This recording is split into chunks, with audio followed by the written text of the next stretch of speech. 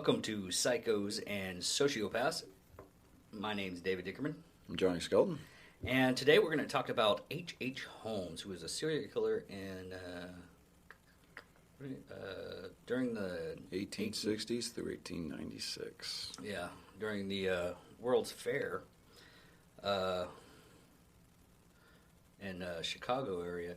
What makes this guy really interesting? One, he did a lot of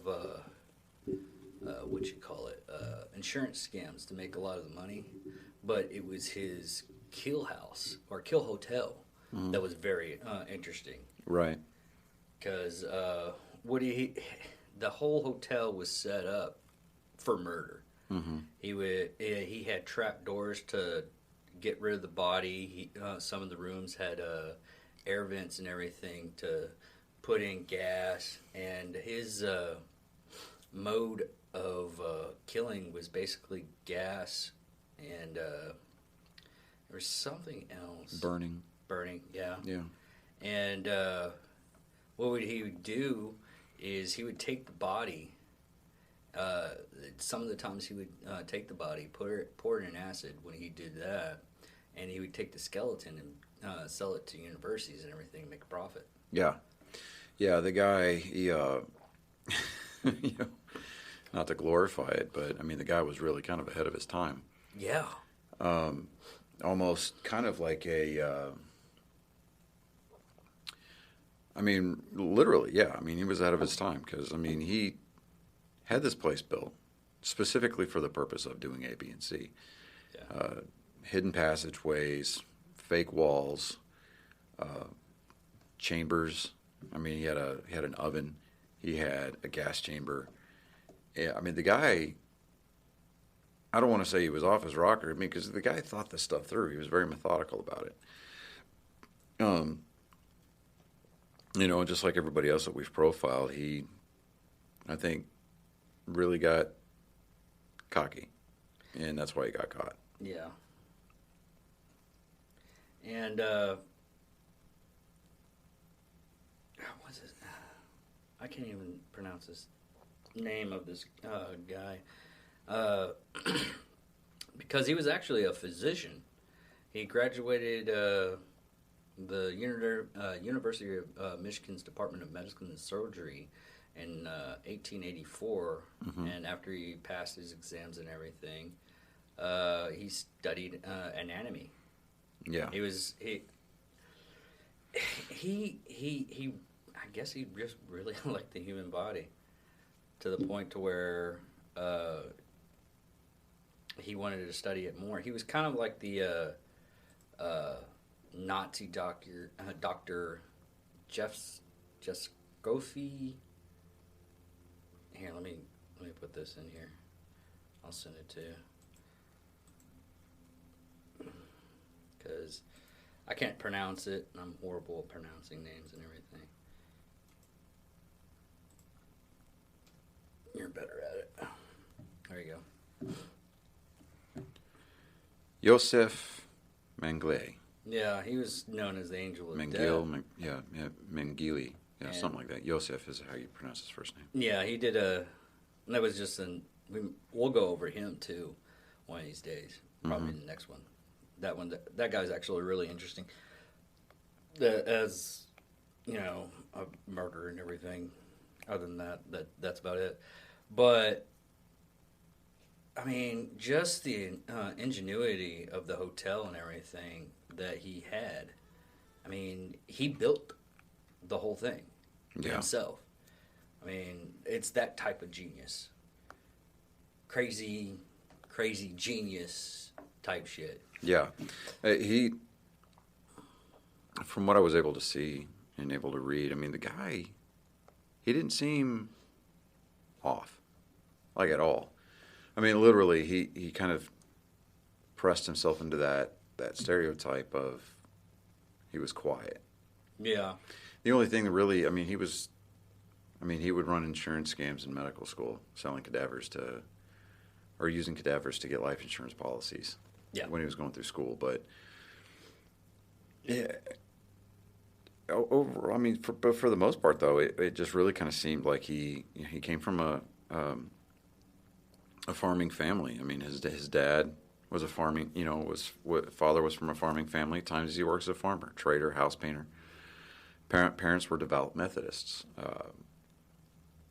They I mean, later attempts to fit him into a pattern seen in modern serial killers have been described, or have described him torturing animals and suffering from abuse at the hands of a violent father. But eyewitness accounts of his childhood didn't provide proof of any of that. So they tried to take that modern mold and put him in there to try to, I guess, maybe put an explanation onto him, and they couldn't do it because the guy just didn't. He set him. Let me put it this way. He really set himself apart. Like, he set the bar. Yeah. And everybody else that's just kind of just falling into those footsteps, yes, they have their own uniqueness about them, but they don't hit that level. This guy was just evil. Yeah. And, I think a lot of it is, again, I think you nailed it, was just the overall curiosity of the human anatomy. And it really comes through with the things that he did, his MOs, just his proclivity to, burn, gas, and just the dissection part of it itself. I think with each murder, he learned more about the anatomy that he was able to apply towards his future murders. Because didn't they peg him with like a suspected as like maybe as 200 people? Let me see here. So I don't have to go looking for it.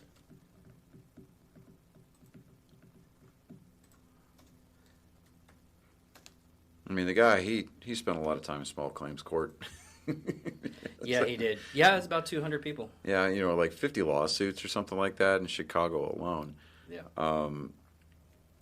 But he, just a con artist, and it says trigamist, but I mean, trigamist is just a fancy word for polygamy. Where, what is it? Polygamy is where the man, men commit polygamy. And what is it for the women? I think I saw that somewhere. It was like the female version. There's a different word for the female version of it, but he had his hands, kind of like in a lot of different jars. And yeah.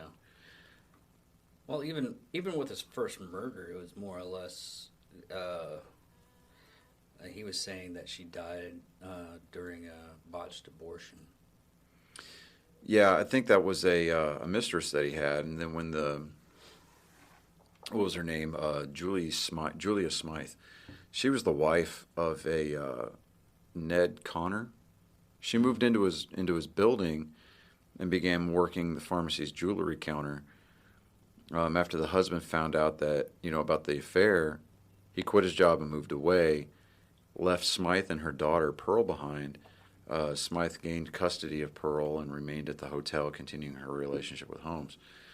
And then they disappeared on Christmas Eve in 1891. So, I think that his little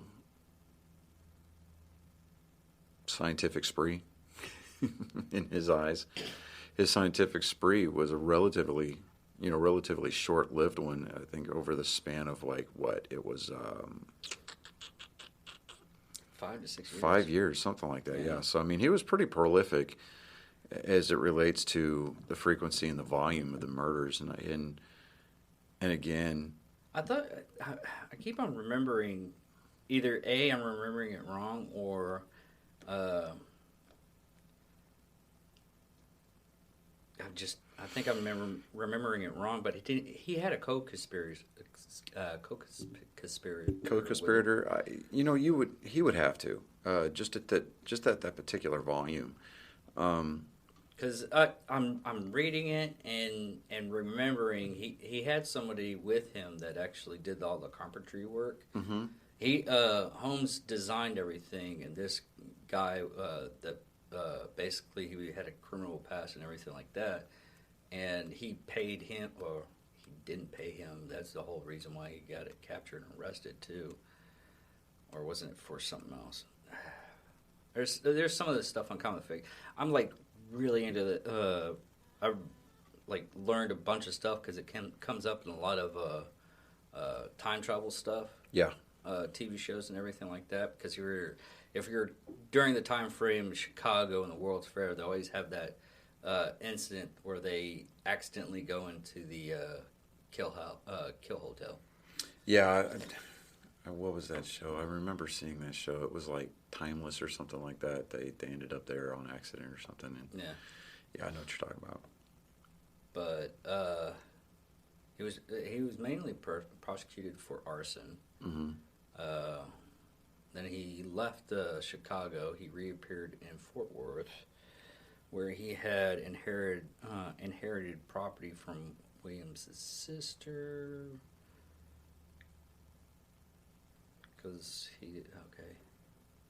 Man, I'm going back and forth on this. Yeah. Because it was the one-time actresses named Mindy Williams moved to Chicago.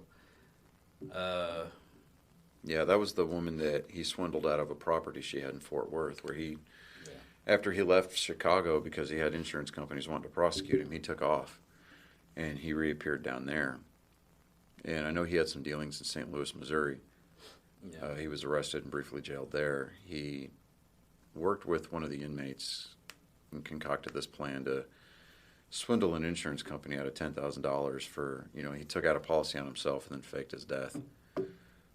So I mean, he had a lot of aliases that he was operating under also. So there's just, this guy has literally a lot of layers to him. So he is the quintessential onion as far as serial murderers were concerned. Yeah, even back in 2017, the amended allegations that Holmes had, in fact, escaped execution. Holmes' body was exhumed for testing, led by Janet Morgan of University of Phoenix Museum of Agriculture and Anthropology. Due to his coffin being contained in semen, his body was found not to have to be decomposed normally. His clothing were almost perfectly preserved, and his mustache was found to be intact. The body positive was identified by his teeth as that of Holmes, and Holmes then reburied.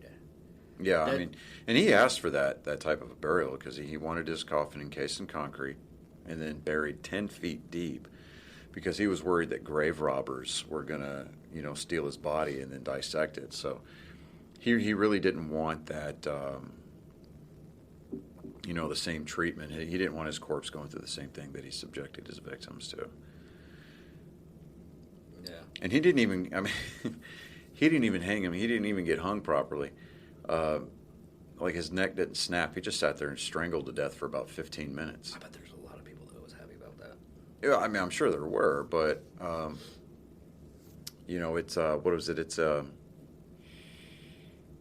forget what the standard is, but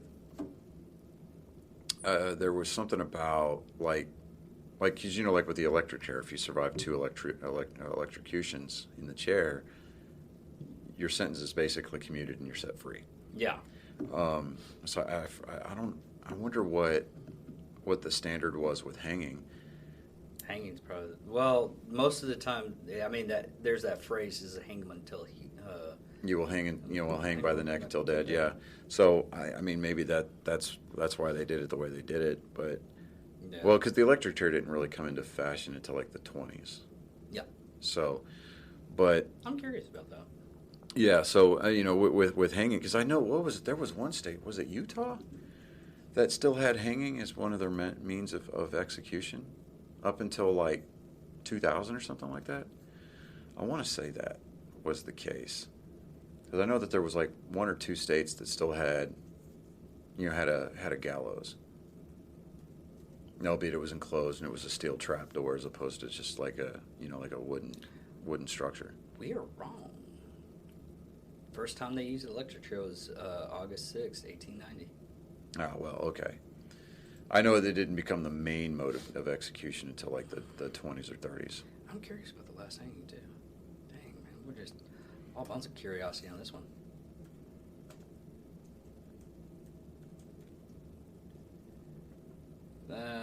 We'll just do U.S. Wow. Last hanging was Billy Bailey, and it was the last criminal to be hanged in the United States in 1996. I knew it was the 90s. I knew it was it Utah? Uh,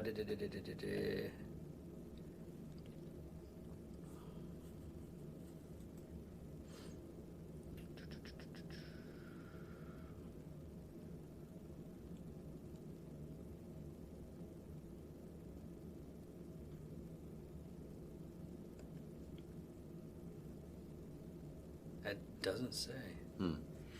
Well, but yeah, I mean, this dude, let me see here. If you go to New Hampshire, you can still get hanged. Oh, really? As of 2020, hanging is a available secondary method of execution in the state of New Hampshire for people sentenced to death before 2019. I keep on saying they need to bring that shit back to anyways. Yeah, well, just like... Doing the town square. Right. But human rights and all that other good crap. Thanks a lot, ACLU. Appreciate that. Benjamin Feitzel, I think is the associate that you were talking about, because he was the inmate that he collaborated with to scam the insurance companies. Yeah. Yeah. So. And H.H. Holmes, I think, if I am remembering right, because he didn't pay him, that's when he actually started talking to the police and everything about the murders. Yeah, okay.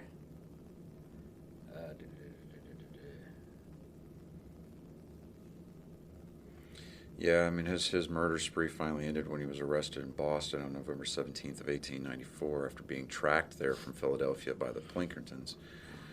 That's something you don't hear that much anymore about.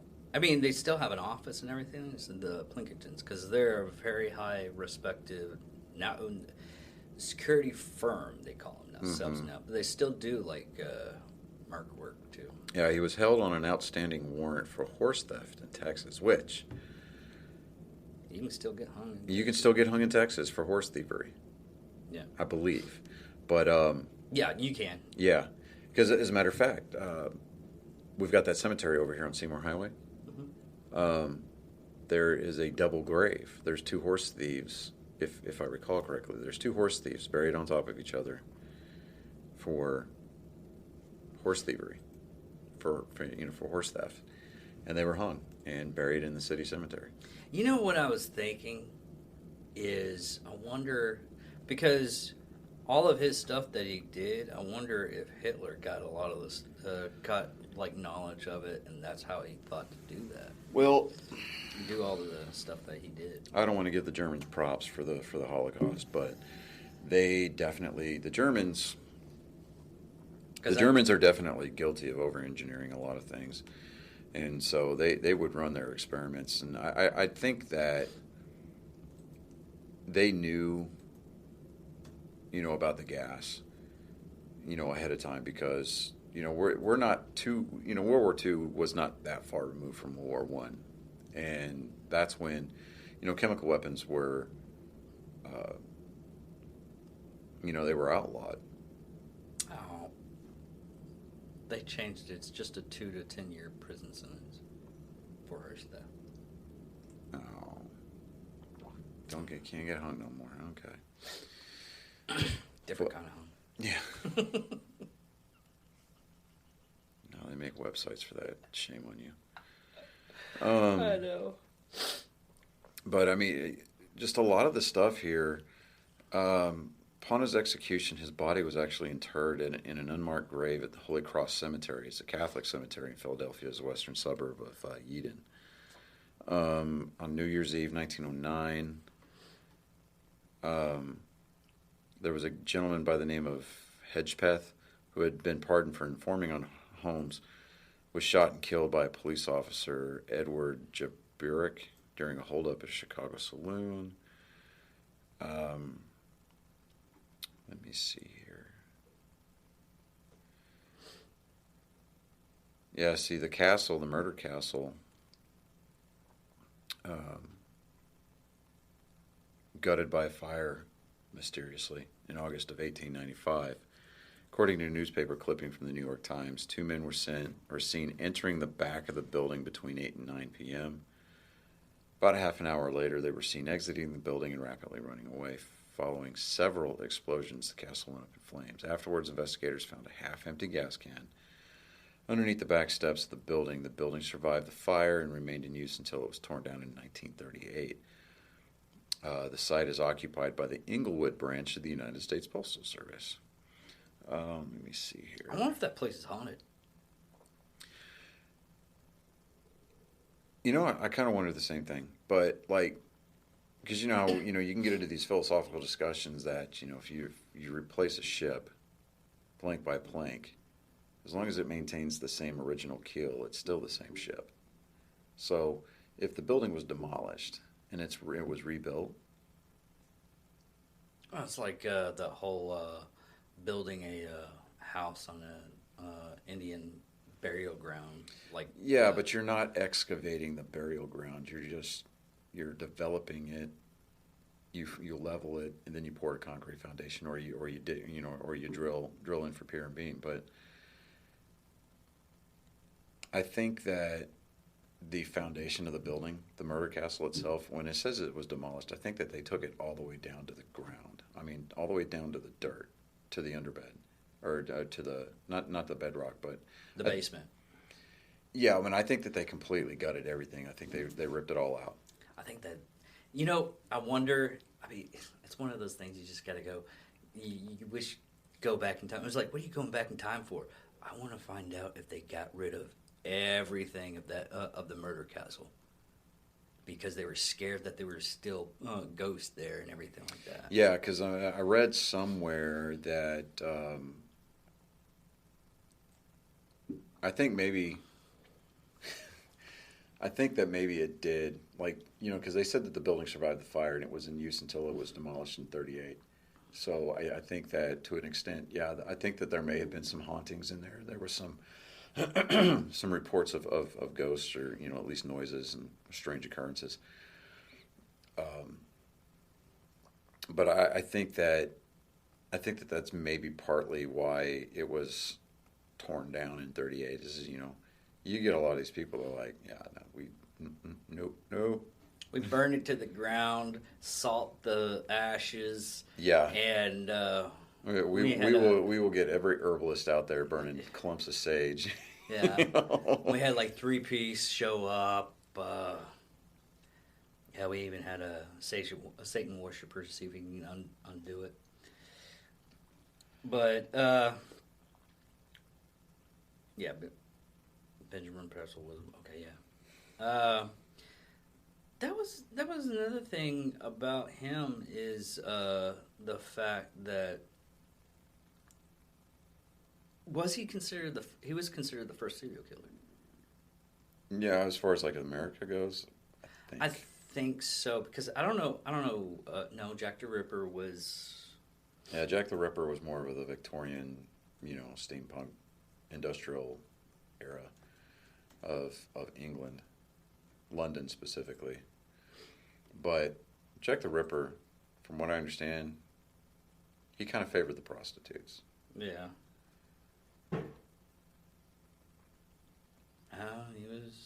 He was in 1888 to 1891. That was the time frame. So yeah, that was England's serial killer. But H.H. Holmes is considered he's considered the first identified serial killer that you can actually identify. I mean, there's probably a lot of, because they even considered like Billy the Kid as a serial killer too. No, and I think there's some people that actually believe that Billy the Kid was like a serial killer or something like that. I'm not buying that, and I think Billy the Kid, he was a bank robber. That's it. Yeah. I don't want to say he was a petty thief because it's not like he was snatching women's purses and shit, but he was just a bank robber, And do I think that he got killed? No. I think he died an old man. So you're in Young Guns 2 and not in Young Guns 1. Right. You know, I mean, literally, I do think that I think he survived. I mean, I think he went on to be an old man because you remember that show Unsolved Mysteries, the original with Robert Stack? Yeah. The one that the beginning still gives me the creepies. Mm-hmm. Yep. You know, Robert Stack in the trench coat walking out of a foggy alleyway. He was made for that role. Oh, that was amazing. Yeah. You remember? Okay, so the parody that he did of himself in basketball, he's like, we have no idea what the fuck we're talking about. Yeah. Hell yeah. And then he gets slapped. That was No, hilarious. but there was an episode where it talked about Billy the Kid, and he had resurfaced, and the governor of New Mexico laughed at him. Laughed him. Just played it off. He was like, yeah, whatever. Yeah, because he wanted He wanted a pardon. pardon.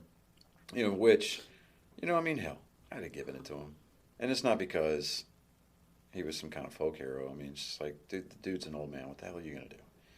I mean, these murders, a lot. I mean, the shootings that he committed, they were before the turn of the century, if I'm not mistaken. Yeah. And he went on and spent the better part of his life minding his own business, and he stayed to himself. He didn't commit any crimes. Yeah. I mean, he quite literally was your kind old man. He was just your old timer, So I mean, I would have given him the pardon. There had to have been when he came around. I think it was in the 50s when he died, Billy the Kid. I know we're getting off topic here, but Yeah. I mean, they didn't have DNA testing or anything like that, but no.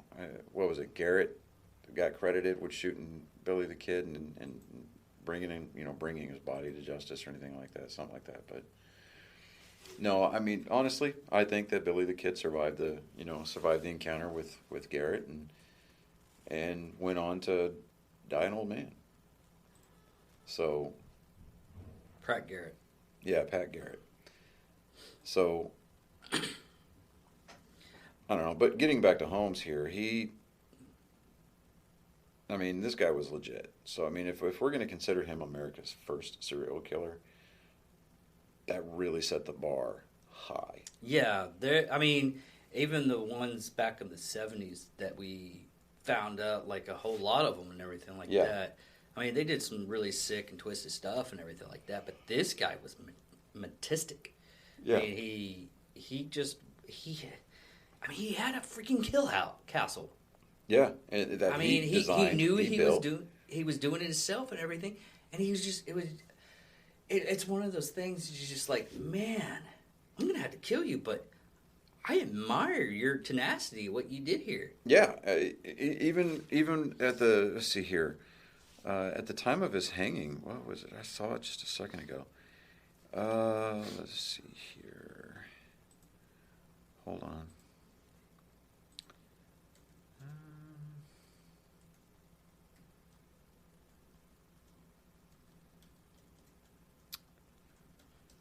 Up until the moment of his death, Holmes remained calm and amiable, showing very few signs of fear, anxiety, or depression. Despite this, he asked for his coffin to be contained in cement and buried 10 feet deep, because he was concerned grave robbers would steal his body and use it for dissection. And let's see here. His neck did not snap, as we discussed earlier. He insisted. See, I love the fact that my MLB account's tied to both of my devices because I'm getting updates on the game. One of these times you're gonna start talking and everything. I was like, what the hell happened? No. just See, so I'm. confused. They're playing the Twins today, and Hunter Renfroe just hit a home run. So I mean, they cut the lead down to 2-1. So it's whatever.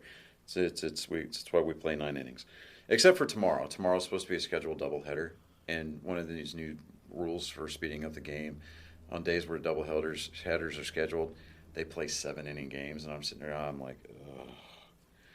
Okay. Anyways, back on subject here. His neck did not snap. He instead strangled to death slowly, twitching for over 15 minutes before being pronounced dead. 20 minutes after the trap had been sprung. So I mean, they waited for him to go limp for 5 minutes before they decided to call it. Yeah, they basically did my thing. If you ever come across someone that's purely evil, aim for the head and make sure they're dead. Yeah, and this is where we get into the whole cruel and unusual treatment provision that we have in the Constitution. But to me, the punishment should totally fit the crimes. I mean, if like with Timothy McVeigh, the Oklahoma City bomber, which we're about to celebrate that, the anniversary of that. Well, we're about to observe the anniversary of that. We're not celebrating shit, but in fact, I think that's on the 14th or 15th. That's tomorrow, or it's this week. It might be the 17th, which is this Saturday. I think it is. Anyway, so like with Timothy McVeigh, instead of giving him the needle or the gas chamber, I forget which one he had, but I think we should put him through what his victims went through.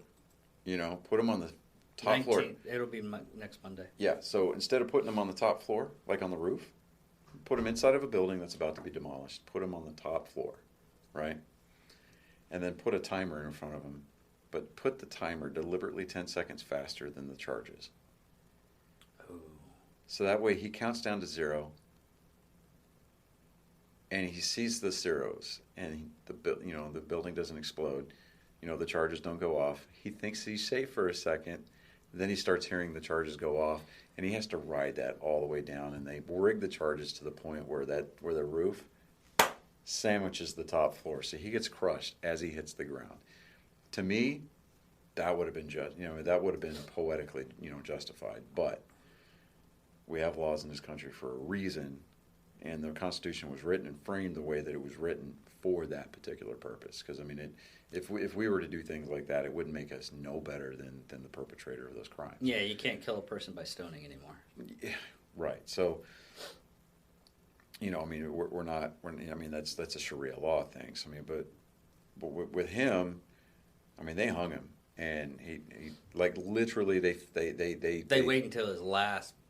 Yeah, breath. You will hang by the neck until dead. So yes, they did that. They carried that out to the T. I just think that he was just being a pain in the ass and just being tenacious.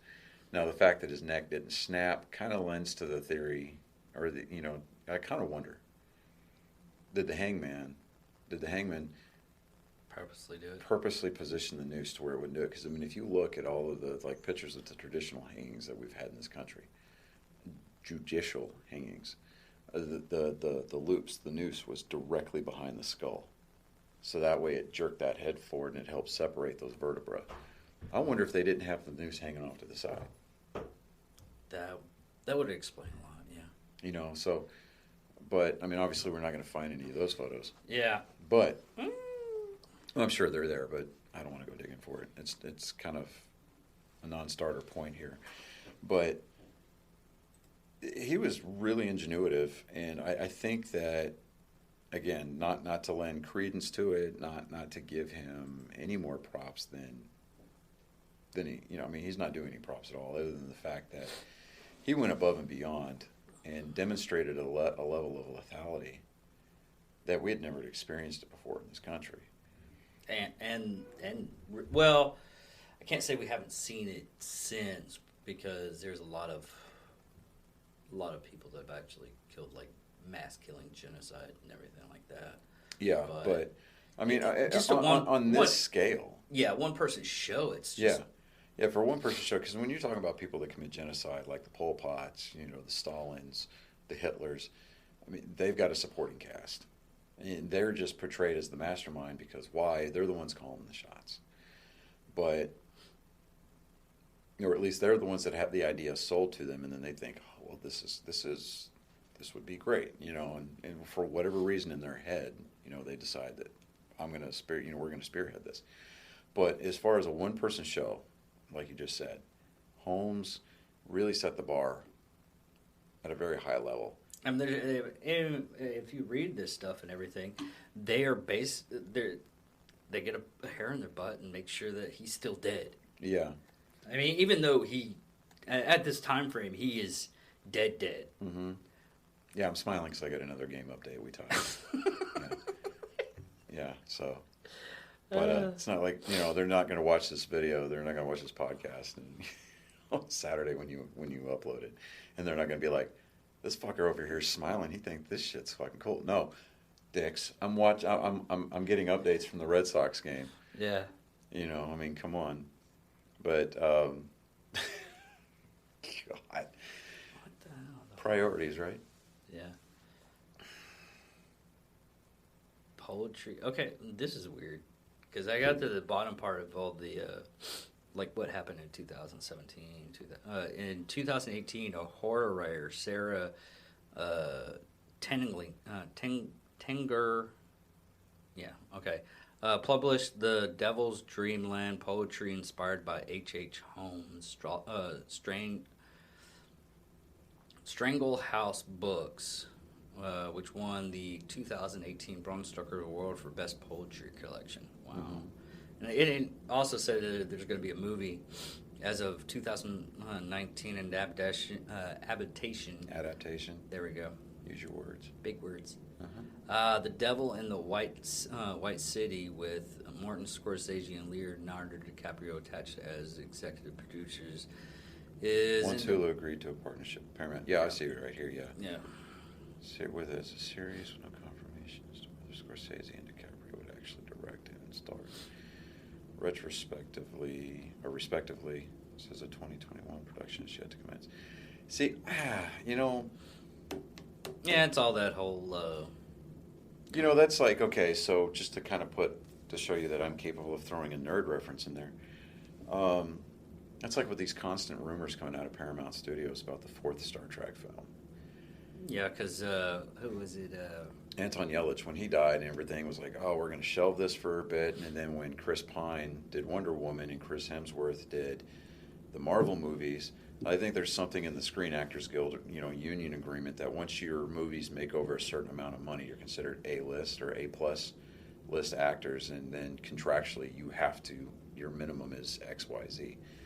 And Paramount didn't want to pay that, so it was like a salary dispute or something like that. I read something earlier this week that there's going to be a fourth J.J. Abrams movie, and just whether or not it's going to be in the same timeline is something completely different. God, what's his name?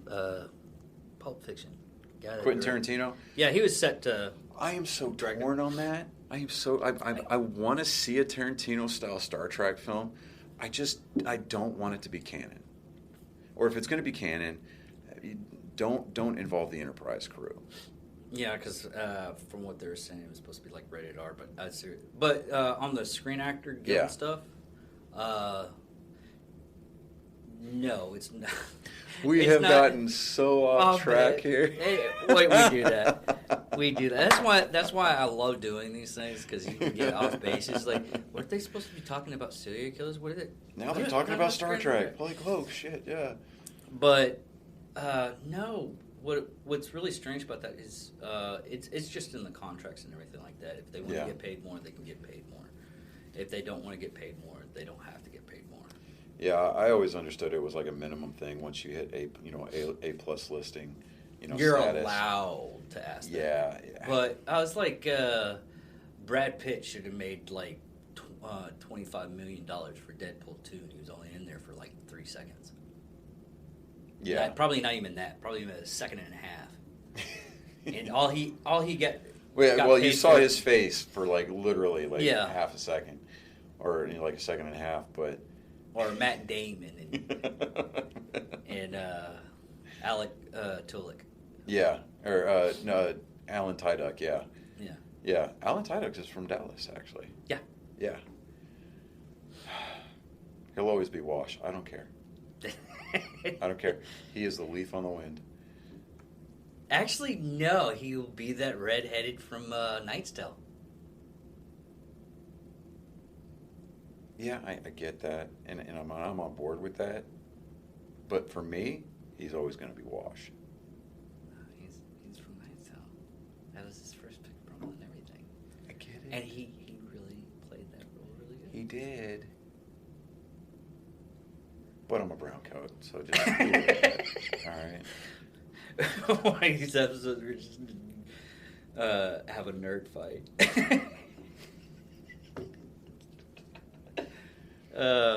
But Shame on you because you have a Firefly T-shirt. Yeah. You can't really say anything. Yeah, so there. Stop. I just like to have the argument with a lot of people argue because he is so versatile. Yeah, he was the pirate. He was the pirate in Dodgeball. Yeah, he was the pirate in Dodgeball. He was the. He does a lot of voice acting too. Yeah, he was the android, the droid in. Well, he was the robot in iRobot. He was the droid in Rogue One, and I mean his voiceover. He was the chicken in Moana. Yeah, he was the chicken in Moana. Yeah, he was. Didn't even say anything. Pepe, yeah. Yeah, he was Pepe. Yeah, but yeah, it's so strange. He has so many roles and everything. A lot of them you don't even hear about. I was like, a lot of people haven't heard the. I think it's Con Man.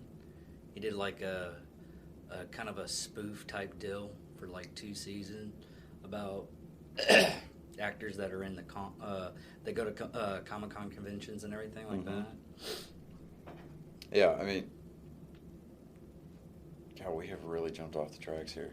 Maybe Alan Tudyk should be not, he should take on the role of H.H. Holmes. Yeah, so let's use that as a segue. Yeah, there we go. But, oh God, nerds, sports, yeah, it's great. We can't keep on talking because we have so much interest and everything like that. God, yeah. I mean, bottom line, this guy set the bar. I mean, yeah, he was really, he was ingenuitive, he was innovative. I mean, the guy was obviously very, very intelligent, just like a lot of our other serial murderers are, with the exception of Eileen, because let's just face it, no, she was just Florida woman. That's all she was. Yeah. Now, but I mean, he was very particular. I mean, he was very charming, obviously, very convincing. I mean, con artist. Yeah. I mean, the guy, he knew how to build because he built the murder castle. He was very crafty. I mean, he had over 50 insurance companies wanting to prosecute him at one time. Yeah. Yeah, and I think ultimately, yeah, it was just something stupid like horse theft that got him arrested. Yeah. Of course, that happens a lot with serial killers. I mean, yeah, because they get they're like, I've done this. There's no way I can get caught doing this, and that's what they get tripped up on. Well, which one would we talk about that he had like a broken taillight or something like that, and he got, was it I think it was Rodney. Yeah, I think so too. Like Timothy McVeigh, he got pulled over for having a busted taillight. Ted Bundy too. Yeah, Ted Bundy. Yeah. Yeah. But, yeah, it's so strange that it's the most. They get away with the murder and everything like that, and then it's something stupid like tax evasion, like for Al Capone. Al Capone. Yeah. It's just something just like doesn't fit anything. Yeah, exactly. It's like, what were you thinking? Yeah. You just kind of want to go. Well, it was that one thing that Andy Smith said that after his buds, that person and his wife went out on killed the chick, and what got them caught was they left the bloodstain trying to pick up a T-shirt from Hooters. Yeah. I don't know why. You said bloodstain. For whatever reason, that scene from Pulp Fiction popped up into my head. Which one? Sam Jackson and John Travolta are sitting there talking. Yeah, he's like, look, pow! And he's like, motherfucker! He's like, I got it in my mouth.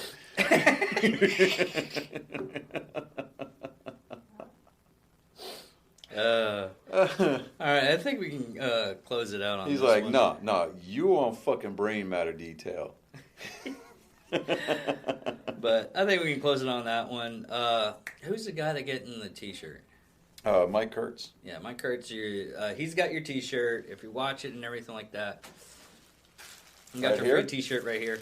And for those of you who would like one of these shirts, it's a Fuck Socialism. It's got Chase Navarro. Chase. It's got his face on there, don't get me wrong. It's got his face on this T-shirt. I mean, it's a pretty nice T-shirt. He's going to put a link in the bio on our channel for Ingram Meat Productions. You got a shop set up on there yet? Website. Website, yeah. Okay, so there's a link to the website.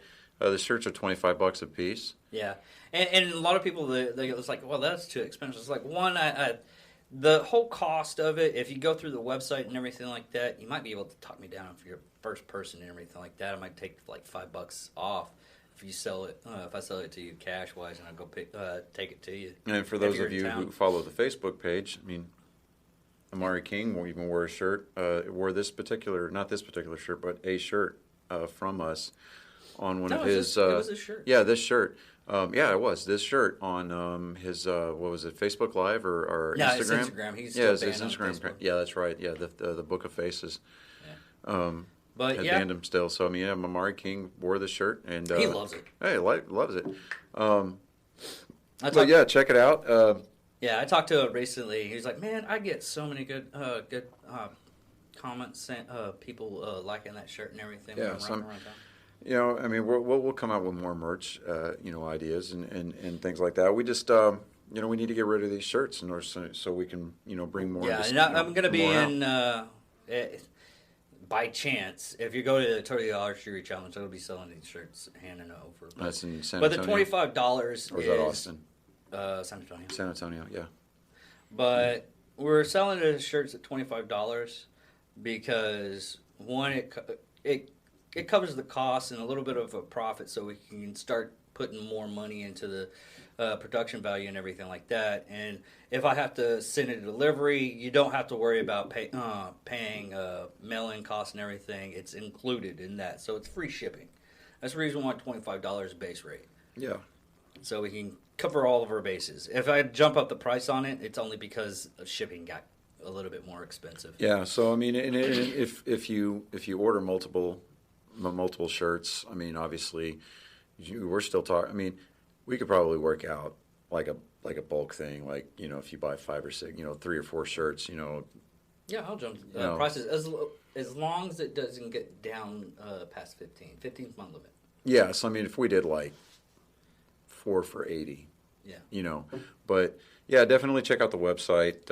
If you haven't given us a follow or a like yet, definitely do that. Hit the smash that subscribe button. Yeah, and just, you know, definitely get engaged with us. Give us your feedback on it, and if you have any ideas as to who you'd like to see us feature next on this particular series, definitely drop it in the comment section. Yeah, I was actually thinking about doing like a big name, like a mass murderer or something like that. I forgot who it was. Oh no, the Nazi doctor. Mm-hmm. The Joseph. I'm gonna butcher the hell out of his name. Hold on. Joseph Mengele. Yeah, Joseph Mengele. Yeah, we'll do him next. I'll try to do my best, you know, German. Yeah. We'll do him next. This episode's probably going to be on Friday, so I'm going to be at the Totally Archery Challenge. If you see me up there, give me a wave, you know. I'm hoping to get a hold of Evan and everything like that. Yeah. Yeah, definitely talk to him about, you know, sponsoring the podcast. I'm mainly wondering if he has the shirt or not, because I gave him one too. Yeah. But we'll catch you later, everybody. Yeah. Thank you for watching. Goodbye.